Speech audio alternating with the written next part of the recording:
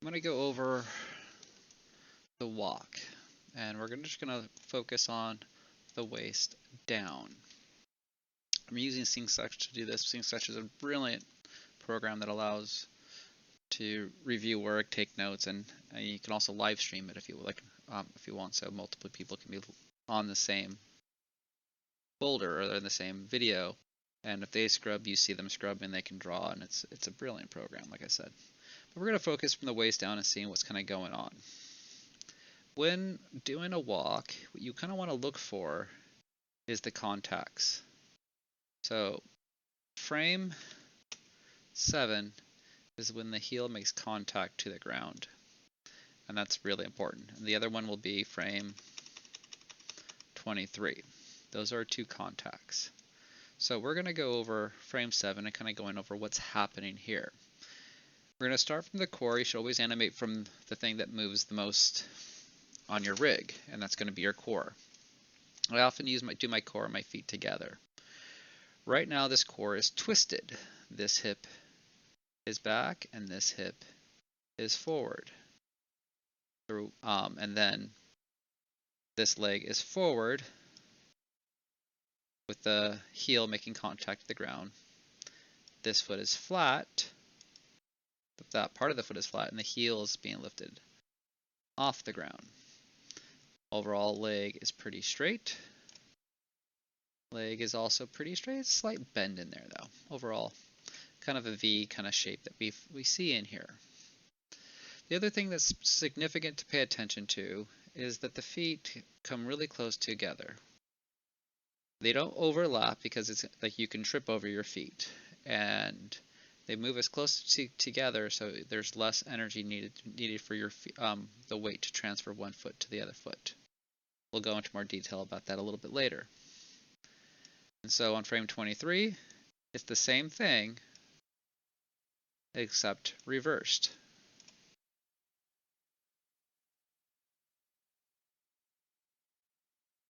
And still that small separation. In between that is your breakdown. I do about frame 16 normally. And this foot's flat on the ground. This foot is this nice S shape. Your hips are pretty much lined up.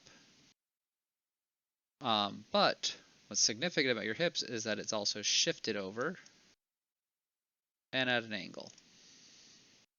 So that's the major part with your hips, and they also lift. So so the hips are even on the Y. They're going to be slanted. You need to shift them over and up. Take a step, you kind of lift up, and then you drop back down.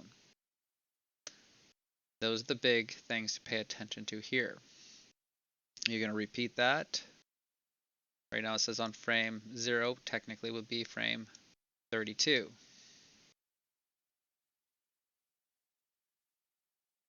Overall legs nice and straight.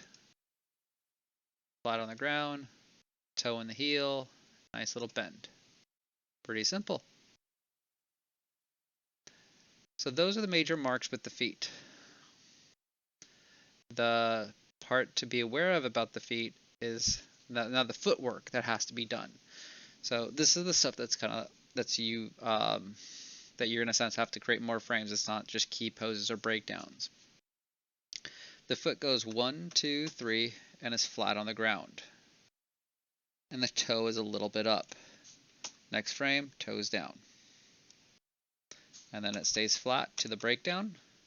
Then the heel lifts after that point to get to the next key pose. This is where a huge gap in my walk, of me learning how to do a good walk cycle, I had missed for almost 8 years of my career. No one ever taught me this. Hopefully other teachers are definitely going over this thing. But there's a weight transfer. Right now if you lift off this back foot, he would fall backwards. That foot cannot bear the weight. This foot doesn't leave the ground till 1, 2, 3, 4, 5 frames later, which allows that foot to be flat on the ground, and then this foot comes off the ground. almost perpendicular to it. I call this the toe roll. It rolls on the tip of the toe and allows the leg to transfer. Unique, that's something to be aware of. The leg is basically pointed down, the hip is pointed down while coming back. Then it passes, goes into the breakdown position, and then what I call the sweep. Basically flush, basically right off the ground, and then into a kick, which is your key pose. And the other foot does basically the same thing. These are the mechanics our feet do while we walk. If you do that, overall your feet are going to look pretty darn good. The upper part of the body is going to be the next big assignment where we're going to do the whole upper body or project. All right. So in the next video, we're going to open up the rig and animate the walking ball.